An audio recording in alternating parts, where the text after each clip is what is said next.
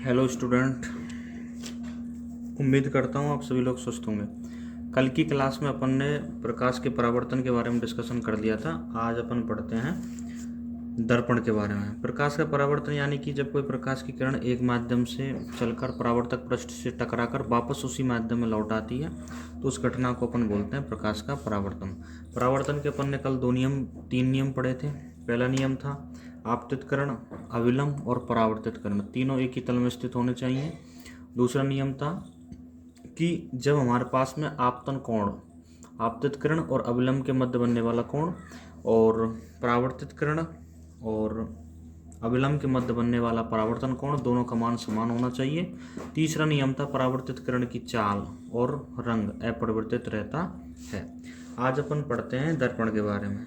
ठीक है, अब दर्पण किसे कहते हैं भाई, इसके बारे में डिस्कशन करेंगे कि जो कोई हमारे पास में खोखला गोला है। ठीक है, खोखला गोला का मतलब होता है कि स्फीयर टाइप से, जैसे अगर किसी खोखले गोले के एक पृष्ठ को अपन ने काट लिया। ठीक है, खोखले गोले के एक पृष्ठ को मैंने काट करके इस टाइप से हमारे पास में खोखला गोला बचा। अब इस खोखले गोले के एक पृष्ठ को काट करके उसके दूसरे पृष्ठ पर अपन पॉलिश कर दी जाए तो दूसरा पृष्ठ, खोखले गोले के एक पृष्ठ को काट करके अपन ने काट लिया है और ये जो हमारे पास में बचा है उसके एक पृष्ठ को पॉलिश कर दी जाए तो दूसरा पृष्ठ परावर्तन पृष्ठ का कार्य करता है। अब पॉलिश के रूप में अपन क्या क्या कर सकते हैं, रजत का उपयोग कर सकते हैं, निकेल का उपयोग कर सकते हैं। ये दोनों जो हमारे पास में है इनका उपयोग किया जा सकता है। ठीक है, अब दर्पण में अगर कोई भी हमारे पास में है, जैसे हमारे पास में प्लेन आ जाता है, कोई समतल है, समतल पट्टी आ गई, उसके एक पृष्ठ पर अपन ने पॉलिश कर दी तो दूसरा पृष्ठ किसका कार्य करेगा, परावर्तक पृष्ठ का, तो उसको भी क्या कहेंगे अपन, दर्पण कहेंगे। तो दर्पण हमारे पास में दो प्रकार के होते हैं, एक होता है समतल दर्पण, ठीक है, प्लेन मिरर, और दूसरा होता है हमारे पास में गोलीय दर्पण।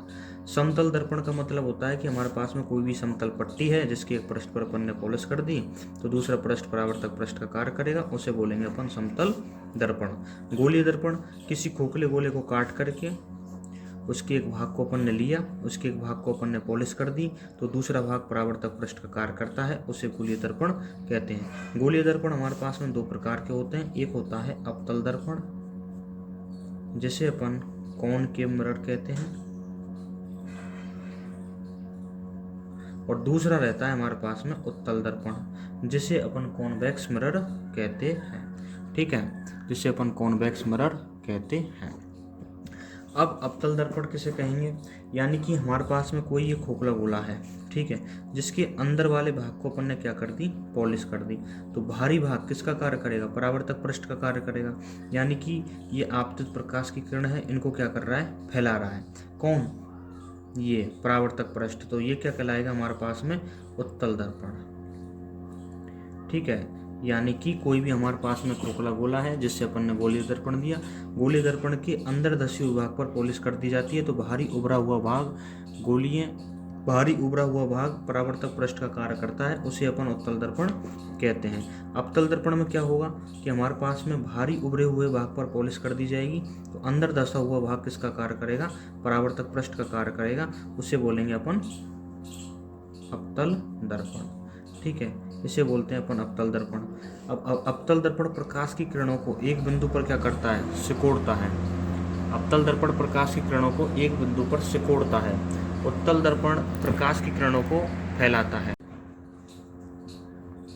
अवतल दर्पण प्रकाश की किरणों को एक बिंदु पर सिकोड़ता है, उत्तल दर्पण प्रकाश की किरणों को फैलाता है। ठीक है, इसे बोलते हैं अपन गोलीय दर्पण। गोलीय दर्पण दो प्रकार के होते हैं, अवतल दर्पण और उत्तल दर्पण। उत्तल दर्पण यानी कि कॉन्वेक्स मिरर जो कि प्रकाश की किरणों को प्रकाश की किरणों को फैलाएगा, यानी कि अंदर धसे हुए भाग पर अपन ने पॉलिश कर दी तो बाहरी भाग परावर्तक पृष्ठ का कार्य करेगा। अवतल दर्पण यानी कि अंदर धसे हुए भाग किसका कार्य करेगा, परावर्तक पृष्ठ का। ठीक है, अब हमारे पास में सबसे पहले आता है समतल दर्पण। समतल दर्पण किसे कहते हैं, यानी कि कोई आपके पास में समतल पट्टी है जिसके एक पृष्ठ पर अपन ने क्या कर दी, पॉलिश कर दी तो दूसरा भाग किसका कार्य कर रहा है, परावर्तक पृष्ठ का कार्य कर रहा है, उसे बोलेंगे अपन समतल दर्पण। यानी कि समतल दर्पण के सामने अगर कोई भी बिंब रखा है, जैसे ये आपके पास में कोई बिंब रखा है, यानी कोई भी शीशा है आपके सामने, शीशे के सामने आप जब खड़े होते हो तो आपकी इमेज कैसी दिखाई देती है? सीधी दिखाई देती है, और ऐसा लगता है कि हमारे सेम टू सेम हम जैसा ही खाएं, हमसे पीछे है। यानी कि कैसी दिखाई देती है? आभासी। वास्तविक बिंब दो चीज़ें होती हैं, एक रहता है वास्तविक यानी कि जो वास्तविक रूप से मिलता है, वास्तविक रूप से प्रकाश की किरण जिस बिंदु से जिस बिंदु से आती हैं उसे बोलते हैं अपन वास्तविक बिंब। दूसरा रहता है आभासी बिंब, यानी कि जहाँ से प्रकाश की किरणें आती हुई प्रतीत होती हैं, यानी कि जहाँ से प्रकाश की किरणें आती हुई प्रतीत होती हैं।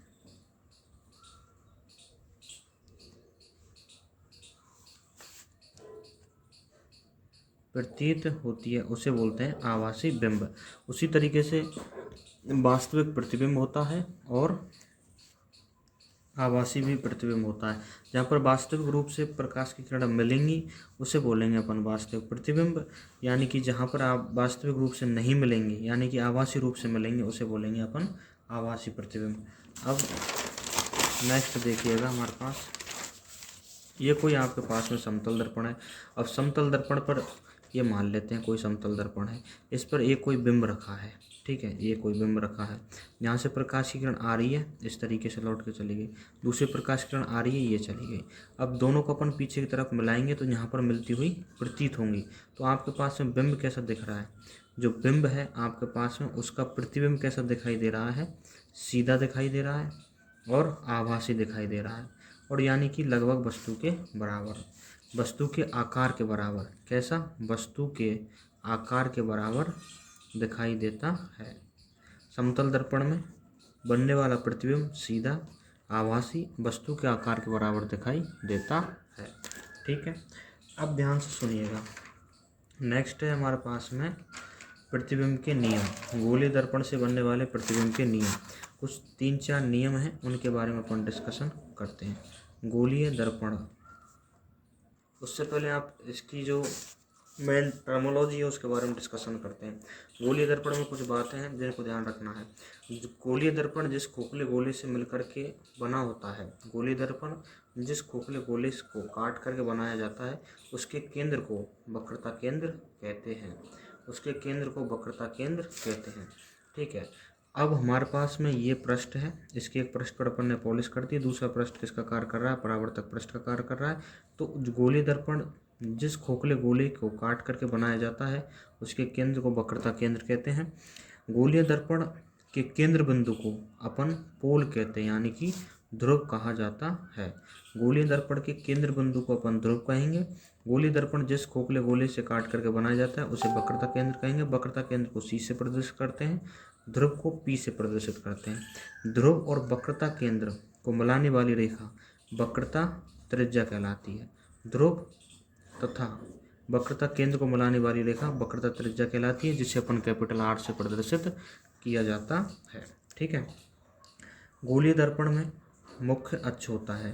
सबसे पहले अपन ने सीखा वक्रता केंद्र, दूसरा था ध्रुव, ठीक है, तीसरा था वक्रता त्रिज्या, और चौथा है हमारे पास में मुख्य अक्ष।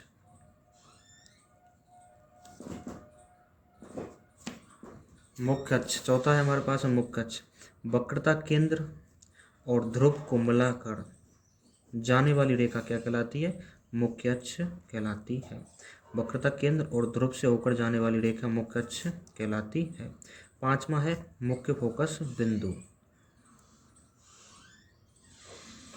मुख्य अक्ष के समांतर आने वाली रेखा, मुख्य अक्ष के समांतर आने वाली रेखा परावर्तन के पश्चात जिस बिंदु से होकर जाती है या फिर जाती हुई प्रतीत होती है, उसे क्या बोलेंगे अपन? मुख्य फोकस बिंदु कहते हैं। जैसे हमारे पास में ये क्या है, अवतल दर्पण है, तो अवतल दर्पण प्रकाश की किरणों को क्या करता है, सिकोड़ता है, और उत्तल दर्पण क्या करता है, प्रकाश की किरणों को फैलाता है। तो इसका मुख्य फोकस बिंदु कहाँ पर बनेगा, यहाँ पर बन जाएगा इस तरीके से। तो ये मुख्य फोकस बिंदु कैसा है, आभासीय, यानी कि आभासी रूप से मिल रहा है, वास्तविक रूप से नहीं मिल रहा, वास्तविक रूप से नहीं बन रहा है, इसलिए ये कैसा हो गया, आभासी। ठीक है। पहला है वक्रता केंद्र, ध्रुव, वक्रता त्रिज्या, मुख्य अक्ष, मुख्य फोकस बिंदु, और 6 रहता है द्वारक, एपरेचर, यानी कि कोई आपके पास में गोलीय दर्पण है, उसके गोलीय दर्पण के भाग को अपन क्या बोलते हैं, द्वारक कहते हैं, यानी कि ए और बी, इस तरीके से। सबसे पहले वक्रता केंद्र, ध्रुव, वक्रता त्रिज्या, मुख्य अक्ष, मुख्य फोकस बिंदु और द्वारक। ठीक है। अब इसके बाद में आते हैं गोलीय दर्पण से प्रतिबिंब के नियम, कि गोलीय दर्पण से प्रतिबिंब कैसे बनाएगा, उसके नियम होते हैं कुछ। गोलीय दर्पण से प्रतिबिंब बनाने के नियम, सबसे पहला नियम है कि अगर कोई भी आपके पास में गोलीय दर्पण है, ठीक है, उसके मुख्य अक्ष के समांतर आने वाली प्रकाश की किरणें परावर्तन के पश्चात मुख्य फोकस बिंदु से होकर के जाती है। गोलीय दर्पण में मुख्य अक्ष के समांतर आने वाली प्रकाश की किरणें परावर्तन के पश्चात मुख्य फोकस बिंदु से होकर के जाएंगी। दूसरा इसी का जैसा है, यानी कि अगर कोई प्रकाश की किरण मुख्य फोकस बिंदु से होकर के गोलीय दर्पण पर आपतित होती है तो परावर्तन के पश्चात वो क्या हो जाएगी, मुख्य अक्ष के समांतर हो जाएगी। अगर कोई प्रकाश की किरणें मुख्य अक्ष से होकर गोलीय दर्पण पर आपतित होती है तो परावर्तन के पश्चात मुख्य अक्ष के क्या हो जाएगी, समांतर हो जाएगी। तीसरा नियम, अगर कोई प्रकाश की किरणें दर्पण के ध्रुव पर आपतित होती है तो परावर्तन के नियम का पालन करते हुए लौट के चली जाती है। यानी कि जब कोई प्रकाश की किरण दर्पण के ध्रुव पर आपतित होती है तो वह परावर्तन के नियमों का पालन करते हुए सीधी लौट के चली जाती है। चौथा है, जब कोई प्रकाश की किरणें वक्रता केंद्र से होकर के गोलीय दर्पण पर आपतित होती है तो वापस उसी रास्ते से लौट जाती है, क्योंकि गोलीय दर्पण किसका कार्य करता है, गोलीय दर्पण एज ए खोखला गोला, और गोले में जो केंद्र है वो क्या है हमारे पास है, वक्रता केंद्र। तो वक्रता केंद्र और गोलीय दर्पण का जो केंद्र है वो एज ए लंब का कार्य करेगा, इसलिए इस पर प्रकाश किरण आती है और वापस उसी माध्यम में लौट के चली जाती है। ये क्या है, हमारे पास में 4 नियम है। सबसे पहला है कि अगर कोई प्रकाश की किरण मुख्य अक्ष के समांतर आती है तो परावर्तन के पश्चात मुख्य फोकस बिंदु से होकर के जाएगी। अगर मुख्य फोकस बिंदु से होकर के जा रही है तो परावर्तन के पश्चात मुख्य अक्ष के समांतर हो जाएगी। तीसरा, दर्पण के ध्रुव पर आपतित हो रही है तो परावर्तन के पश्चात परावर्तन के नियम का पालन करते हुए लौट के चली जाएगी। चौथा, अगर वक्रता केंद्र पर आपतित हो रही है तो वापस उसी माध्यम में उसी रास्ते से लौट के चली जाती है, क्योंकि यहाँ पर बनने वाला कोण आई बराबर कोण आर क्या है, बराबर है। ठीक है, यानी कि 90 डिग्री कह सकते हो आप। ठीक, उसे क्या बोलेंगे अपन, गोलीय दर्पण के प्रतिबिंब के नियम। ये कल अपन पढ़ेंगे गोलीय दर्पण से प्रतिबिंब बनाना। ठीक है, उत्तल दर्पण से कैसा प्रतिबिंब बनेगा, अवतल दर्पण से कैसा प्रतिबिंब बनेगा। ठीक है।